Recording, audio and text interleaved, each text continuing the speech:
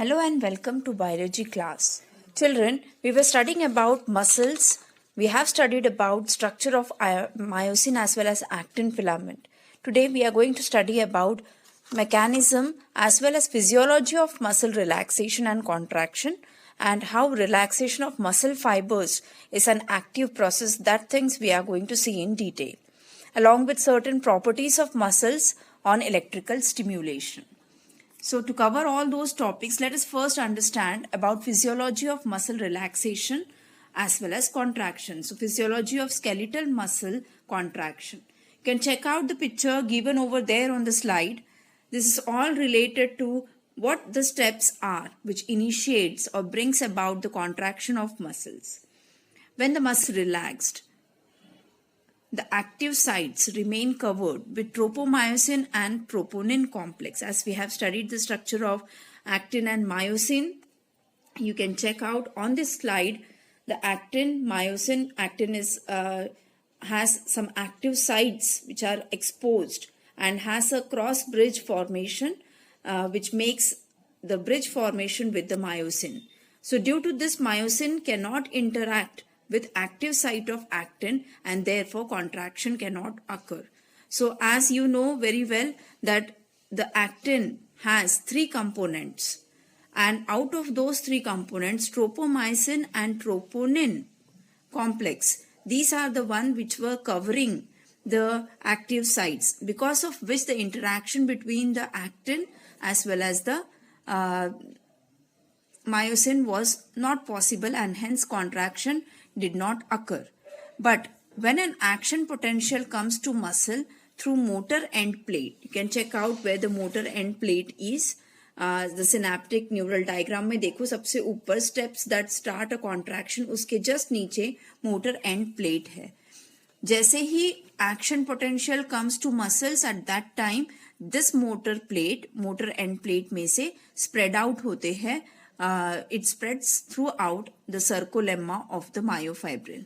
तो यहाँ से जो potential है वो spread होता है.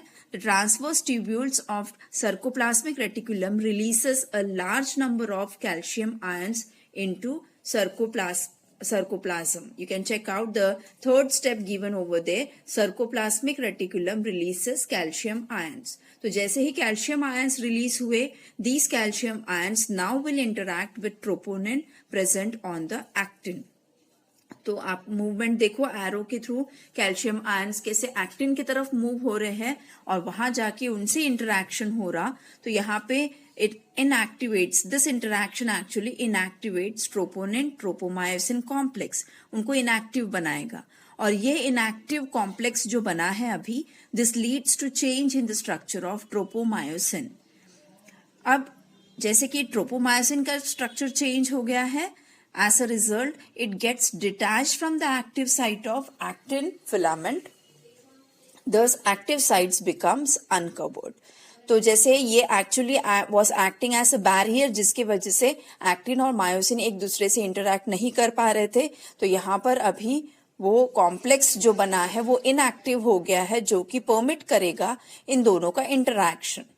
तो इसकी वजह से क्या होगा, द हेड ऑफ मायोसिन, जो दो हेड देखे थे, those will now form और cleave, और एक ATP मॉलिक्यूल जो है वहां पर वो ब्रेक डाउन होगा and energy will be derived. तो ADP और एक इनऑर्गेनिक फॉस्फेट दोनों चीजों में ब्रेक डाउन हो जाएगा ATP मॉलिक्यूल का, and at that time a large amount of energy is released. Using this energy myosin क्या करता है, वो अटैच होता है to the active site of actin and results in the formation of actomyosin complex. अभी जो complex बनेगा after interaction, that will be a actomyosin complex. Backwards and pull the attached actin filaments inwardly. This results in contraction of muscle fibers. So as I have said right now that whatever energy was released, this energy makes myosin gets attached to the uncovered active site of actin and results in the formation of actinomyosin complex. This complex will be now helping the myosin head to move to be tilted backward and will pull the attached actin filament inwardly. So likewise, this will make the contraction and relaxation possible. So you can check out the upper picture given over there, that is regarding relaxation. So where you'll find all tropomyosin, entire actin filament will be moving towards on lateral sides, as well as only blue color, the myosin ones, will be seen in the center. Later in contraction, relaxation होता है, फिर contraction में वो tropomyosin या जो actin filaments है, they come closer to each other. So I will share a video where the things will be very clear how actin and myosin contracts and relax and make the contraction and relaxation possible for muscle fibers. Now, during relaxation, all the events occur in reverse direction. As we have studied, contraction में क्या होता है, exactly उसके reverse में, उसके opposite में relaxation में होता है. So when stimulation is terminated, think of कि अगर कोई चीज को stimulation मिला, आपके nerves को स्टिम्यूलस मिला, तो इमीडिएटली नर्व्स जो मसल्स से कनेक्टेड रहेंगे, मसल्स को वो कॉन्ट्रैक्ट करने में हेल्प करते. So when stimulation is terminated, मतलब स्टिम्युलेशन जब खत्म हो गया, उस समय एक्टोमायोसिन कॉम्प्लेक्स इज ब्रोकन डाउन. तो उनके बीच का जो कनेक्शन था वो ब्रेक डाउन होने की वजह से मायोसिन हेड जो है वो अभी फिर से रिलैक्स हो जाएगा, डिटैच हो जाएगा फ्रॉम द एक्टिन फिलामेंट्स. मतलब उसका जो अटैचमेंट था वो अभी डिटैच हो गया, सेपरेट हो गया. जैसे ही सेपरेट हो गया तो वो अभी at the same time calcium ions return back. This is also an active process that uses energy. अब इस कॉम्प्लेक्स के वजह से क्या होगा, interaction between actin and myosin ceases to occur. मतलब वो अभी उनका इंटरैक्शन खत्म हो गया और actin filaments return back to their original position. अब ये ओरिजिनल पोजीशन में रिटर्न बैक हो गए तो इसके वजह से मसल्स कैसे अभी रिलैक्स हो गए. कॉन्ट्रैक्शन के समय फिर से उनमें इंटरैक्शन होगा और फिर that will bring about the contraction. फिर कॉन्टैक्ट छूट जाएगा, फिर से वो रिलैक्स हो जाएंगे. So this is alternate process which goes on continuously and brings about relaxation and contraction rhythmically. Coming to the few more diagrams regarding how exactly it works, you can check out here the things in detail. सर्कोमियर का diagram दिया हुआ है और red colour का जो यहाँ पर है वो है मायोसिन और ग्रीन कलर के जो साइड में दिख रहे हैं वो एक्टिन. तो एक्टिन जो है that comes closer to myosin. Likewise, when they are coming closer, that brings about contraction. When they move apart from each other, at that time they bring about relaxation. So this picture shows the diagram of a relaxed muscle and a contracted muscle. How contraction and relaxation are brought about. Yesterday we have seen through this particular diagram how relaxation, what mechanism behind muscle contraction is, that is shown through this particular diagram. Coming to certain terms, that is properties of muscles on electrical stimulation. Let us see what exactly the properties are. The first one among these is single muscle twitch.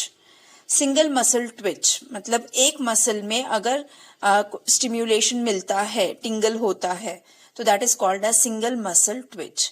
A muscle contraction initiated by a single brief stimulation is called a single muscle twitch. Suppose मैंने एक छोटा सा pin लिया और एकदम से एक stimulus दिया, ऐसा टोच दिया किसी को, तो at that time, at that particular point, the muscle of that part will immediately contract, and this initiation मतलब यहाँ शुरुआत हो गई, वो initiation of single brief stimulation is called a single muscle twitch.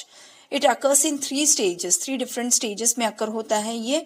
A latent period of no contraction, शुरुआत में contraction नहीं होगा, फिर एक contraction period और फिर उसके बाद relaxation period. तो 3 parts में ये muscle twitch होता है. नेक्स्ट इज सम्मेशन. सम्मेशन नाम पर से ही पता चलेगा कि कोई भी चीज का एडिशन या सम्मेशन, कोई भी इफेक्ट का, that brings about the summation. So if the muscle is stimulated before the end of the Twitch, मतलब एक स्टिम्युलेशन मिला वो खत्म होता नहीं कि उसके खत्म होने के पहले ही फिर से एक स्टिम्युलेशन मिला. सो इन दिस केस जो रिजल्ट रहेगा वो रहेगा addition of all the effects which are taking place over there, so that brings about summation. फिर है tetanus.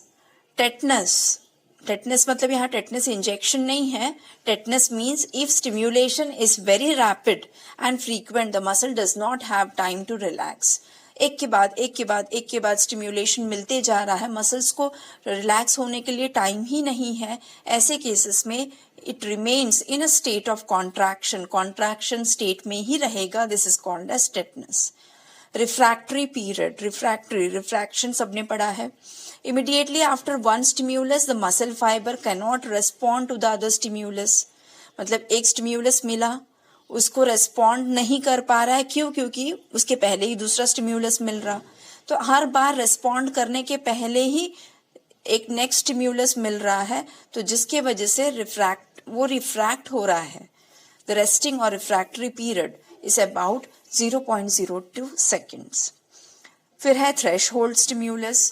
Threshold stimulus for a muscle fiber to contract a certain minimum strength or intensity of stimulus is required. This is called threshold stimulus. तो एक minimum strength की जरूरत होती है to contract या relax. तो एक intensity, कितनी intensity का stimulus रहेगा ताकि वो particular muscle fiber को contract होने के लिए initiate करे. तो that is called as threshold stimulus. All or none principal, इसको पहले भी देख चुके हैं. ऑल और नन प्रिंसिपल में ये बताया stimulus below threshold will not result in contraction. Suppose मैंने एक फेदर लिया, फेदर से आपको स्टिम्युलस दिया, आपको फील भी नहीं हुआ, आपको महसूस भी नहीं हुआ, बट स्टिम्युलस मिला आपको, but this will not bring about any contraction in your muscles. So in this case we will say that it is a all or none principle. This contraction leads to maximum force. Contraction कब होगा? जब आपको एक higher stimulus मिलेगा तब आपको contraction होगा muscles का. That is, a muscle fiber contracts either fully or not at all. ऐसा half contract हुआ या कम stimulus मिला करके कम contract हुआ, ऐसा नहीं होता है. तो या तो हाईली स्टिम्यूलस हाई कॉन्ट्रैक्शन होगा या फेदर जैसे छूके चला भी जाता है, यू कैन नॉट इवन मतलब पता भी नहीं चलता. तो ऐसे केसेस में we will say that no contraction occurs. So either all or none principle states this. Lastly we have is oxygen depth. Oxygen depth मतलब जब हम हैवी एक्सरसाइज करते हैं तब muscles oxygen supply rapidly becomes insufficient to maintain oxidative photophosphorylation of respiratory substrate. तो हमको muscles जो है हमारे वो एनाएरोबिक रेस्पिरेशन कैरी आउट करते हैं, मसल्स कॉन्ट्रैक्ट होते हैं, वहाँ ऑक्सीजन की कमी होती है और उस ऑक्सीजन की कमी में वो रेस्पिरेटरी सबस्ट्रेट बनाते हैं. So at this time the substance which is produced is lactic acid. This lactic acid produces very less ATP, बहुत कम एनर्जी बनाते हैं, which is very toxic. अब इसके वजह से फिर हम लोग जब मसल बहुत हैवी वर्कआउट करते तो we are tired, so it causes tiredness, pain, muscle cramps. अब during recovery oxygen consumption of the muscle far exceeds than that is in the resting state. तो रेस्टिंग स्टेट में इतना oxygen consume नहीं होगा, but जब हम heavy exercise कर रहे हैं तब ऑक्सीजन की ज्यादा जरूरत पड़ती है. This extra oxygen consume during recovery is called oxygen depth of the muscle.